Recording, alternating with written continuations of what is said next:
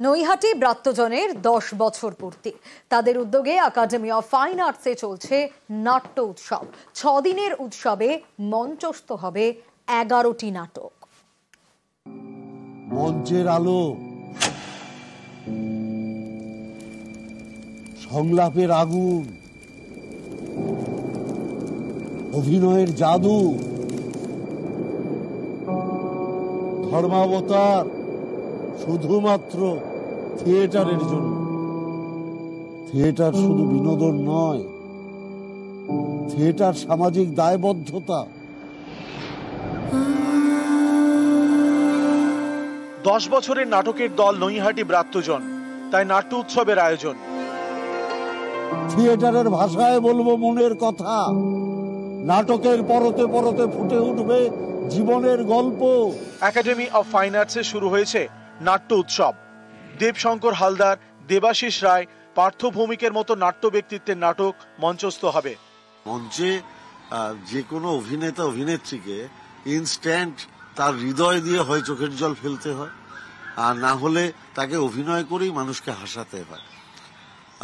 স্বাভাবিকভাবে আমাদের গ্রুপে এখন প্রায় 35টার উপরে ছেলে মেয়ে, যারা খুব আনন্দ সহকারে নাটক করে। এই যে ভালোবেসে নাটক করা, নাটকের প্রতি প্রেম, নাটকের প্রতি আগ্রহ, এটাই আমাকে উৎসাহিত করেছে একাডেমিতে এই নাটকের ফেস্টিভ্যালটা অনুষ্ঠিত করবার জন্য। দাদার কীর্তি নাটকের গান, আনন্দ, ফেরারি ফৌজ, বসন্ত বিলাপ, টিনের তলোয়ার, রানী কাদম্বরীর মতো নাটক মঞ্চস্থ হবে এই নাট্য উৎসবে। প্রথম দিনই যেটা দাদার কীর্তির 100তম মঞ্চায়ন হয়েছে, আনন্দ, দায়বদ্ধ এবং নৈহাটি নাট্য সমন্বয়ের হলেও আমরা ওই ফেরারি ফৌজ বা বসন্ত বিলাপ নাটকের সাথে ওতপ্রোতভাবে অনেকেই জড়িত রয়েছি এবং বলতে পারা যায় এখানে প্রায় 5টি নাটক আমাদেরই। 25 এপ্রিল শুক্রবার থেকে শুরু হয়েছে নৈহাটির ব্রাত্যজনের নাট্য উৎসব। চলবে 30 এপ্রিল পর্যন্ত। 6 দিনে মোট 11টি নাটক মঞ্চস্থ হবে। নিউজ 18 বাংলা। আর ঠিক 4 দিনের অপেক্ষা। বুধবার অক্ষয় তৃতীয়ায় দীঘার জগন্নাথ মন্দিরের উদ্বোধন। তার আগেই চলছে যজ্ঞ আচার অনুষ্ঠান। এক্স হ্যান্ডেলে ভিডিও পোস্ট করলেন মুখ্যমন্ত্রী। শান্তি, সম্প্রীতি, সমৃদ্ধি কামনা মমতা বন্দ্যোপাধ্যায়ের। এক্স হ্যান্ডেলে পোস্ট করেছেন মুখ্যমন্ত্রী। তিনি লিখেছেন, দীঘায় জগন্নাথ দেবের মন্দিরের দরজা খুব শীঘ্রই খুলে দেওয়া হবে। শুধু এ রাজ্যের পুণ্যার্থীদের জন্যই নয়, দেশের সব প্রান্তের মানুষের জন্য। কাউন্টডাউন শুরু হয়ে গেছে। প্রতিদিনই পুজো পাঠ হচ্ছে। এই মন্দির আগামী প্রজন্মের কাছে হয়ে উঠুক আশা, শান্তি এবং একতার পবিত্র স্থান।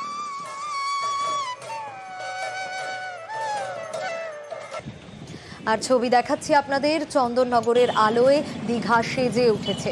30 এপ্রিল দীঘায় জগন্নাথ মন্দিরের উদ্বোধন। আর 4 দিনের অপেক্ষা।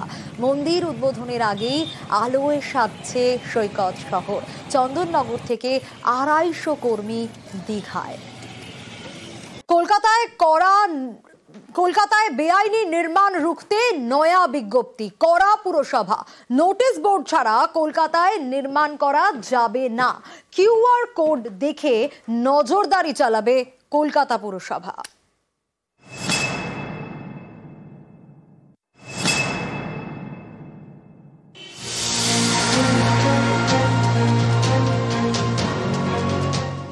বেআইনি নির্মাণ রুখতে পুরসভার কড়াকড়ি।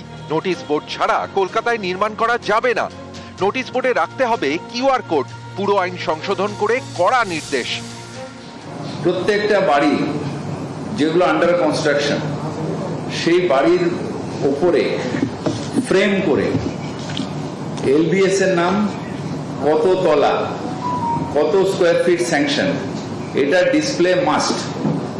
যদি ডিসপ্লে না থাকে তাহলে আমরা ধরে নেব ওটা ইলিগাল কনস্ট্রাকশন, আমরা স্টপ ফর নোটিস। 5 এপ্রিল বিজ্ঞপ্তি জারি করে কলকাতা পুরসভা। তাতে লেখা, কলকাতায় নির্মাণ স্থলে টিনের নোটিশ বোর্ড বসাতে হবে। নোটিশ বোর্ডের সাইজ হতে হবে 6 ফুট বাই 4 ফুট। নোটিশ বোর্ডে লিখতে হবে আর্কিটেক্টের নাম, premises number, registration number, plan অনুমোদনের নাম্বার, প্ল্যান অনুমোদনের তারিখ, জমির ঠিকানা, অনুমোদিত তলের সংখ্যা। পরিষ্কার ডিসপ্লে করতে হবে, এইটুকুনি নয়, পরিষ্কার আপনি যাবেন আমি যাবো যেন দেখতে পাই এটা। যদি ওটা না থাকে তাহলে আমরা ধরে নেবো ওটা ইলিগাল, স্টপ ফ্রম নোটিশ দিয়ে আসবো।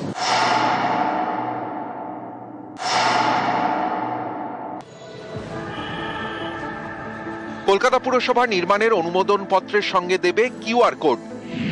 এই কিউআর কোডটিও নোটিশ বোর্ডে রাখা বাধ্যতামূলক। এই কোড স্ক্যান করে নির্মাণ সংক্রান্ত 14টি তথ্য পাওয়া যাবে।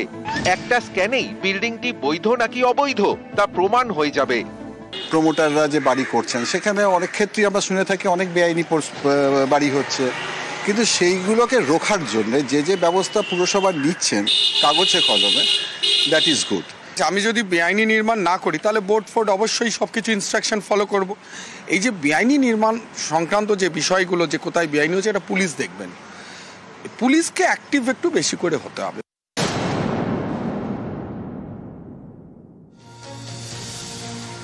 বেআইনি নির্মাণ ভাঙার নির্দেশ দেওয়া হলে তা পুরো ভাঙতে হবে, অল্প ভেঙে রেখে দেওয়া যাবে না।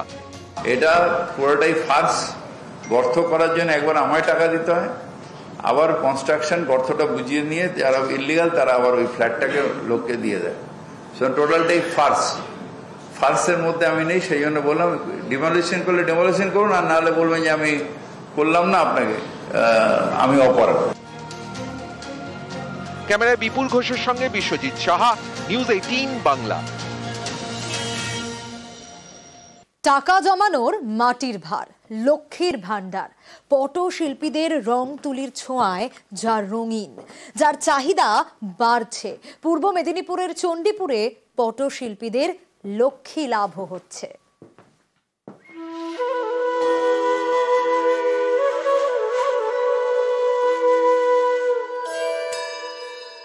রং তুলিতে রঙিন নকশা, কোনোটা গাছ কোনোটা তবলা, মাটির লক্ষ্মী ভান্ডারে পট শিল্পের ছোঁয়া।